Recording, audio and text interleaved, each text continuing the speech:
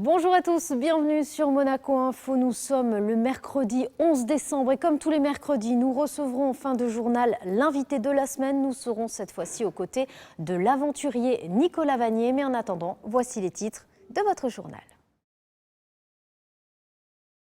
Pour commencer, nous assisterons à la conférence du CEPROM autour de la thématique environnementale. Nous partirons à Genève pour la 33e conférence internationale de la Croix-Rouge et du Croissant-Rouge.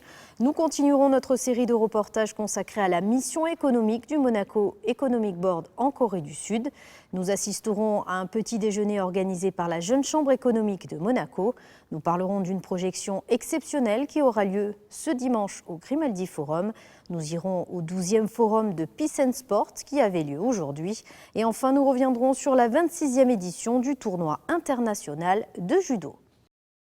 La conférence du CEPROM en présence du souverain a réuni de nombreux spécialistes du monde entier. Le rendez-vous était fixé au musée océanographique autour de la thématique environnementale. Sandrine Nègre revient sur les temps forts.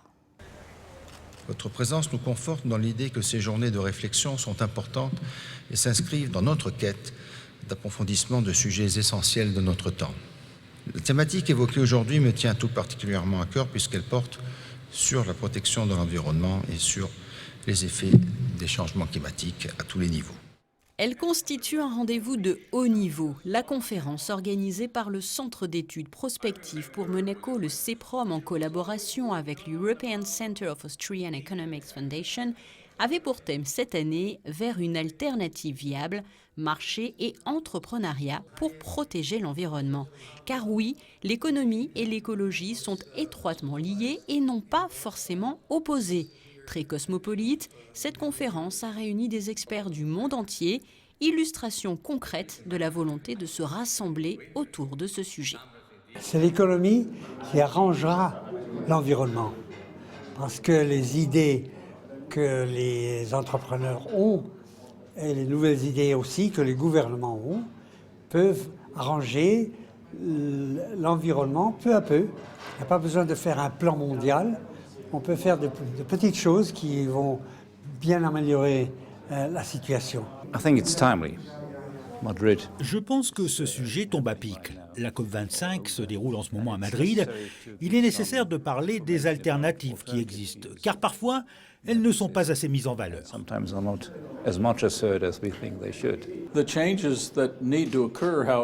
Le changement qui doit être opéré doit avoir lieu dans le secteur privé et pas uniquement dans le secteur public. Il est donc intéressant de se pencher sur la manière dont les entrepreneurs pensent à l'environnement à travers les prismes technologiques électriques. Nature, changement climatique, dilemme, progrès, gouvernance, mais aussi énergie propre, droit.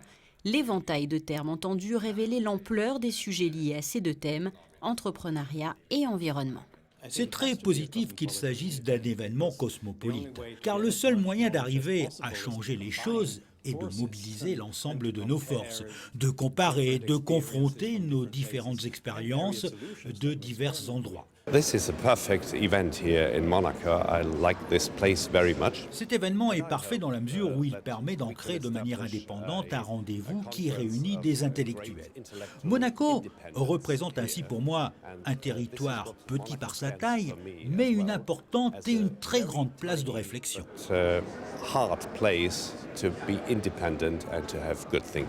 Est-ce qu'il est important pour vos jeunes et pour vous-même de prendre part à ce type d'événement comme aujourd'hui ? Évidemment, je crois que c'est le rôle d'une université de permettre à ces jeunes d'être ouverts au maximum d'idées, de sollicitations, de réflexions. Donc à chaque fois qu'on a l'opportunité de leur faire profiter d'un événement, d'une conférence à Monaco, on est heureux qu'ils puissent y assister. C'est devenu une habitude maintenant puisque chaque année, on a environ 250 à 300 étudiants qui assistent aux conférences du CEPROM et c'est une très bonne chose. Conférence du 10 décembre au cours de laquelle les actions menées par le prince Albert II en faveur de la protection de la planète ont été largement saluées. Le souverain était en Suisse lundi, un déplacement qui l'a amené jusqu'à Genève afin d'assister à la 33e conférence internationale de la Croix-Rouge et du Croissant-Rouge. Plus de détails dans ce reportage sur place d'Émilie Rousseau. Elle est considérée comme l'un des plus grands rassemblements humanitaires. La 33e conférence internationale de la Croix-Rouge et du Croissant-Rouge a lieu actuellement à Genève. Pendant 3 jours, elle réunit près de 190 sociétés nationales dont l'objectif est de recenser les priorités humanitaires mondiales. Au vu des nombreuses crises complexes dans le monde, cette conférence est plus importante que jamais. C'est l'occasion unique de réunir la grande famille de la Croix-Rouge et du Croissant-Rouge avec les États signataires des conventions de Genève et les gouvernements du monde entier. C'est l'opportunité pour nous d'avancer sur l'agenda humanitaire, sur nos priorités et d'améliorer les conditions de vie des personnes vulnérables, notamment celles touchées par un conflit armé. C'est une conférence de l'espoir, une lueur d'espoir pour les personnes dans le besoin. Président de la Croix-Rouge monégasque, Son Altesse Sérénissime le Prince Albert II était présent à Genève pour prendre part à cette conférence internationale. Nous sommes présents à chacune des conférences internationales de la Croix-Rouge depuis que Monaco a une société de Croix-Rouge, c'est-à-dire depuis plus de 70 ans. C'est les 70 ans de la Déclaration des droits de l'homme et de la Déclaration de Genève. Et donc c'était important pour toutes ces raisons-là, mais aussi parce qu'il faut participer, il faut pouvoir confirmer et entretenir tous ces contacts que nous avons à l'international. Les excellents contacts même que la Croix-Rouge de Monaco entretient avec les autres sociétés, le partenariat entre le mouvement monégasque et la Croix-Rouge burkinabé en est un parfait exemple. Il y a 4 ans, les 2 sociétés présentaient le projet du centre de formation polyvalent de Lumbila. Aujourd'hui, le site est pleinement opérationnel. Il a été présenté lors d'un Red Talk, lors de la conférence internationale, puis plus largement sur le stand du village humanitaire. L'opportunité d'inciter les autres sociétés du mouvement à s'unir pour faire face aux grands défis humanitaires de demain. Ce projet et cette collaboration vient à point nommé nous donner de la matière, nous donner des compétences, nous donner des moyens pour que la Croix-Rouge burkinabé assume sa mission humanitaire. Et nous ne pouvons que dire merci à tous les acteurs, que ce soit à Monaco, que ce soit au Burkina, qui n'ont ménagé aucun effort pour que ce partenariat soit un partenariat exemplaire, qui est même envié au sein donc, du mouvement international de la Croix du Croissant-Rouge. Donc nous pensons que nous sommes un modèle et nous devons travailler à faire en sorte que ce modèle impacte l'ensemble des composants du mouvement pour que nous soyons un mouvement très fort qui accomplit sa mission à travers le monde entier. Peu avant l'ouverture de la conférence internationale placée sous le thème « Agir aujourd'hui pour façonner le monde de demain », Son Altesse Sérénissime le Prince Albert II et sa délégation ont visité le siège de la Fédération internationale de la Croix-Rouge et du Croissant-Rouge avant de signer un accord de partenariat. Nous avons pu signer ce nouveau protocole d'accord avec la Fédération internationale de la Croix-Rouge et du Croissant-Rouge pour prêter des œuvres d'art, les fameuses œuvres d'art que nous recevons et qui sont faites chaque année spécialement à l'occasion du gala de la Croix-Rouge pour qu'elles puissent être exposées aussi dans ce très beau nouveau siège de la Fédération internationale de la Croix-Rouge et du Croissant-Rouge. Inauguré en mai dernier, ce nouveau bâtiment situé à Genève, dans le quartier du Petit Saconnet, accueille des réunions, des conférences des sociétés nationales, un siège à la hauteur des ambitions de la Fédération internationale qui fête cette année ses 100 ans. Suite et fin de notre série de reportages consacrés à la mission économique du Monaco Economic Board à Séoul, en Corée du Sud. La délégation a pu découvrir Songdo, un concept de Smart City qui compte bien s'exporter à travers le monde. Les détails dans ce reportage. Elle représente la ville du futur. Songdo, située à plus d'1 heure de Séoul en Corée du Sud, est devenue un modèle économique à la pointe de l'innovation. Composée de dizaines de gratte-ciel qui surplombent la mer Jaune, elle offre des appartements entièrement équipés d'objets connectés. Une application permet également d'afficher les positions des bus de la ville en temps réel et une collecte de données permanente inclut un important système de caméras de surveillance. Vous voyez là, c'est une zone franche. Cette zone a été créée au début des années 90. C'est un terrain construit sur la mer. Le gouvernement a décidé de la baptiser Zone économique franche en 2003. Donc, cela fait plus de 15 ans que nous en sommes là. L'objectif était de créer un plateau global d'affaires pour le nord asiatique. Nous avons plusieurs secteurs clés, à savoir Haïti, Biao, Biki et Kaiti et Maïs, avec des complexes resorts. Sur cette zone IFES, vous avez un aéroport international et un port. C'est pourquoi Samsung s'est implanté ici. Nous avons des entreprises internationales qui viennent s'installer sur le territoire IFES. Les échanges entre la principauté et la Corée du Sud ouvrent de réelles opportunités d'échange d'expériences. Les hautes personnalités politiques coréennes s'en réjouissent. C'était une précieuse opportunité que j'ai pu constater durant ce rendez-vous. Cela nous permettra de continuer à échanger pour le développement de nos technologies. Nous en faisons aujourd'hui une priorité commune. C'était un rendez-vous significatif et important. Et je pense que la collaboration entre les deux pays nous apportera énormément. On a beaucoup partagé, notamment sur les sujets Smart City. Nous, ici, on a échangé au niveau de l'État et au niveau des villes. Et ce qui a le plus retenu notre attention, c'est vraiment la démarche commune qu'on avait de créer des infrastructures. La Corée est aussi un pays qui a lancé la 5G. Un de leurs opérateurs l'a lancé avec Huawei. L'obsession qu'on a aussi d'utiliser les données pour le bien de la population. On a beaucoup parlé des politiques de transparence de la donnée, d'open data, et surtout des services qu'on souhaite apporter à la population, que ce soit en termes d'énergie, en termes de mobilité. Donc nous avons échangé avec les maires de différentes villes ou avec les représentants des différents ministres et ministres sur ces sujets-là lors de ce voyage. Et on a vu que nos approches étaient alignées, quoique nos pays différents. L'ambitieux projet Songdo souhaite aujourd'hui s'exporter à travers le monde. Soutenir la croissance du pays en favorisant le développement des entreprises. Voici le thème du petit déjeuner conférence de la Jeune Chambre économique de Monaco. Parmi les intervenants, le conseiller de gouvernement ministre des Finances et de l'économie, Dominique Poulain, vous en dit plus. Invité d'un petit déjeuner conférence organisé par la Jeune Chambre économique, le conseiller de gouvernement, ministre des Finances et de l'économie, dresse un bilan de l'Observatoire de l'industrie. Jean Castellini débat sur la gestion et la coordination de l'ensemble des outils financiers pour les entreprises. Le ministre rappelle que le gouvernement a pris un certain nombre de mesures afin d'accompagner les entreprises dans l'innovation et le développement. Il peut y avoir des aides à l'innovation, donc en soutenant des projets et des brevets. Il peut y avoir des aides à la commercialisation ou à la participation à des salons. Il peut y avoir aussi, à travers l'intervention de la SACDE, la Société d'aide à la création et au développement des entreprises, une prise de participation, toujours minoritaire, au capital d'une entreprise pour l'accompagner à des moments clés de son développement.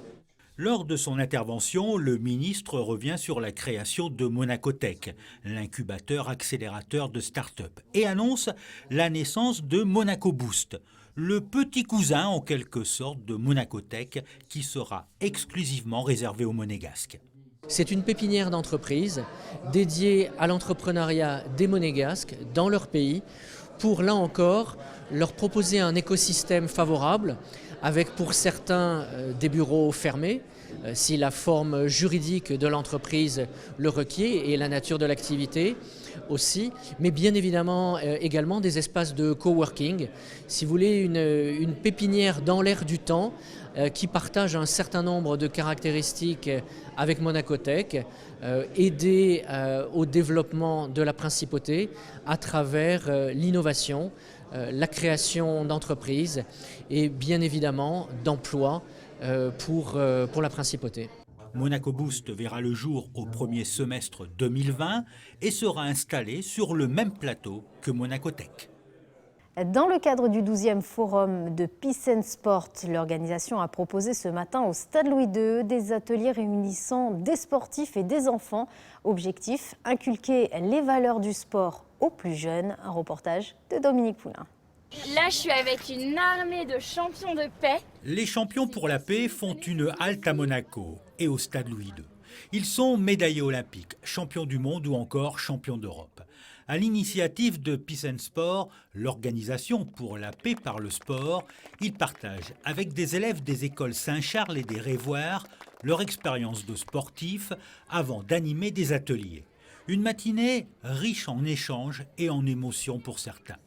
Aujourd'hui, on dit que c'est la fête du sport et notre maîtresse de sport est venue avec nous de faire des activités au stade de l'après-midi et après on va à la maison. C'est la première fois que tu joues comme ça avec des sportifs qui ont gagné plein de médailles? C'est la première fois. Et ça te fait quoi? C'est émouvant de voir que c'est des sportifs qui ont gagné plein d'étoiles. De médailles, de coupes. C'est super parce que on voit de nouveaux joueurs qu'on n'a jamais vus à la télé, qu'on veut qu'ils gagnent et c'est super touchant et c'est super cool. Ces ateliers font partie du programme de la méthodologie Peace and Sport. Ils visent à transmettre les valeurs positives du sport auprès de la jeunesse, telles que la communication, l'écoute et le dialogue. De développer l'utilisation du sport comme outil de cohésion sociale et de paix. À travers des activités sportives, c'est très facile de communiquer des messages de paix, des messages de cohésion sociale, des valeurs positives, éducatives et fondatrices. On est dans un cadre sportif où il n'y a pas de différence et je pense que c'est important aussi de sentir qu'il n'y ait pas de différence, que tout le monde joue pour le même objectif et là je pense qu'il passe un très bon moment. Et je pense que c'est aussi un très bon début. Comme j'ai dit, on vit dans une société où l'acceptation, la différence, c'est pas toujours facile. Et je pense qu'il faut déjà les inculquer aux plus petits. Et c'est ce qu'on essaye de faire aujourd'hui. Des sessions de paix par le sport sont par ailleurs organisées depuis septembre dans les écoles du Burundi et dans le camp des réfugiés syriens à Zaatari en Jordanie. C'est le grand rendez-vous annuel de judo en principauté. Ce dimanche s'est déroulée la 26e édition du tournoi international. À 8 mois des Jeux Olympiques, la Fédération monégasque avait invité 13 équipes de plusieurs nations. Dominique Poulain était sur place. Sur les tatamis de la salle omnisport du stade Louis II, 13 équipes, dont les plus grands clubs français, les sélections du Japon, de la Russie, de la France et pour la première fois de la Turquie.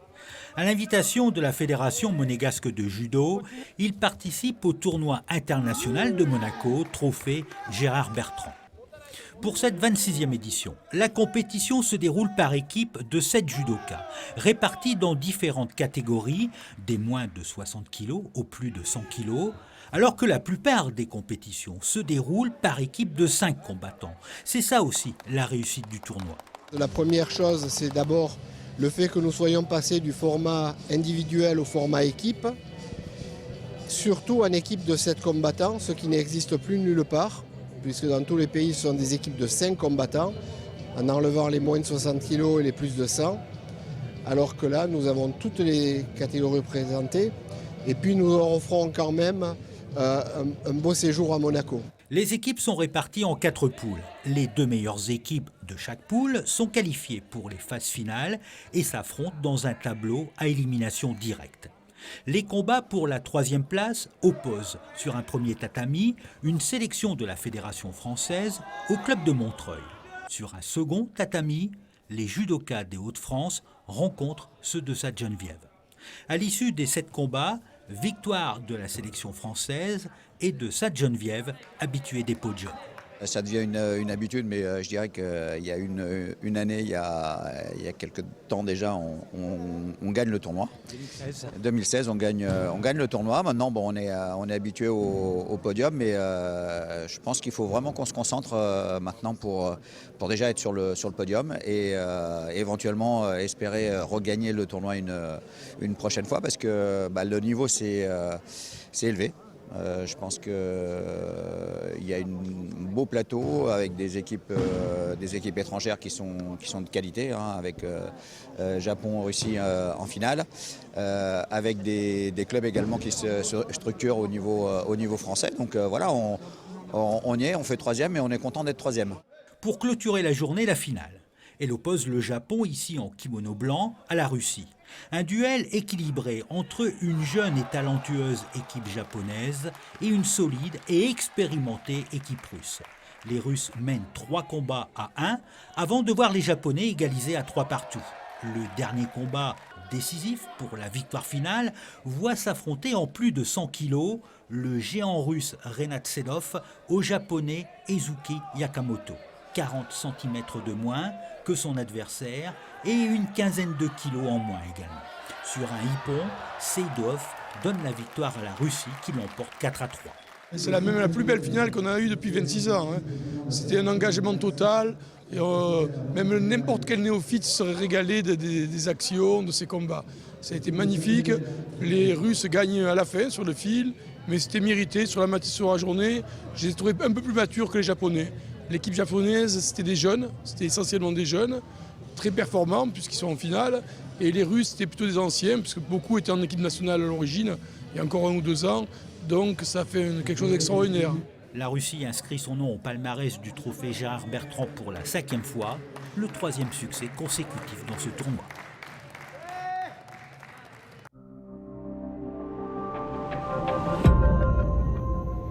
Nous avons pris la direction du théâtre Princesse Grace pour rejoindre notre invité de la semaine. J'ai à mes côtés l'aventurier Nicolas Vanier. Bonjour. Bonjour. Merci de nous accorder cet entretien pour Monaco Info. Alors, vous êtes aventurier, je viens de le dire, et vous êtes également réalisateur. Nous allons parler ensemble de votre dernier film, Donne-moi des ailes. Un film finalement inspiré d'une histoire vraie. Oui, c'est en cela que c'est assez incroyable parce que ça dépasse presque la fiction. C'est l'histoire vraie d'un homme qui a une vingtaine d'années a décidé pour tenter de sauver une espèce qui est encore aujourd'hui d'ailleurs en voie de disparition. Ces magnifiques petites oies-naines avec lesquelles on a fait le film. S'est imaginé voler avec elles en leur apprenant à suivre un ULM, ce petit engin qui est un moteur de tondeuse à gazon avec une voile dessus, si on résume, en se basant sur une théorie qui est celle de l'imprégnation, qui est que certains animaux sur cette planète reconnaissent pour parent le premier être vivant qu'ils voient. Et donc, des petites oies, lorsqu'elles crèvent la coquille de leur œuf et qu'elles voient un être humain, vous, moi, vous devenez son papa, sa maman.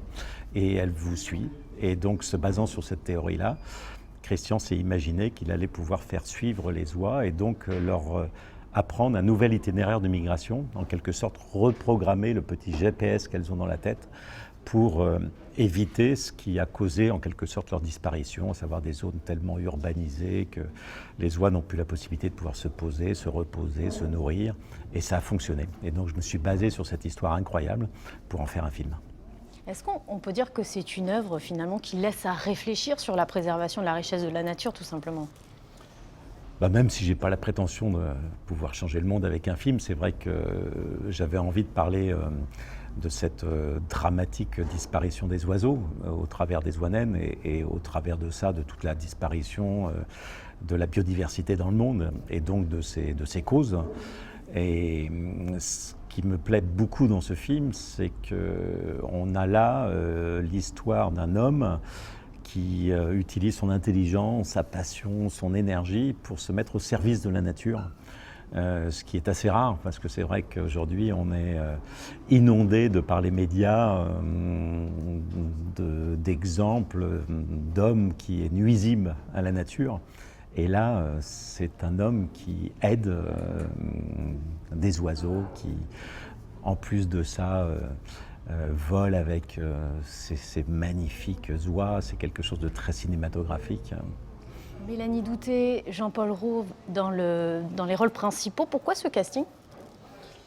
Au départ, dès l'écriture, j'avais très envie de Jean-Paul Rouve, il ne m'en voudra pas de dire ça, qui me ressemble. Ce que je veux dire par là, c'est quelqu'un qui est capable de rester enfant, de s'émerveiller, de vivre avec passion quelque chose, tout en étant parfaitement crédible dans le rôle d'un scientifique bac plus 6 ou 7, qui est donc ce personnage. Et puis je connaissais surtout la palette de jeux de Jean-Paul qui permet effectivement d'alterner, comme dans ce film, l'humour, la passion, les sentiments. Et je voulais aussi que à la fois Jean-Paul et Mélanie soient père et mère pour comprendre, pour pouvoir appréhender cette relation qui est toujours très compliquée entre un parent et un adolescent. Qu'est-ce que vous souhaitez finalement de la part du grand public comme réflexion à la sortie de salle? Qu'est-ce qu'on aimerait entendre finalement en tant que réalisateur? Est-ce qu'une certaine réflexion de la part du grand public... Dans la vie, on protège ce qu'on aime. Ce qu'on protège le plus au monde, c'est ses enfants, parce que c'est ce qu'on aime le plus au monde. Donc donner à aimer, c'est ce que j'ai toujours essayé de faire. J'ai essayé de donner à aimer au travers de mes films, de mes photos, de mes livres. J'ai essayé de donner à aimer la nature. Et là, on donne à aimer les oiseaux. Et lorsque, à la fin du film, le public entend que 420 millions d'oiseaux ont disparu du ciel européen en moins de 30 ans, la réaction immédiate après avoir volé pendant 1h30 avec ces oiseaux, c'est de dire « mais qu'est-ce qu'on peut faire ?» Mais c'est immédiat, c'est automatique.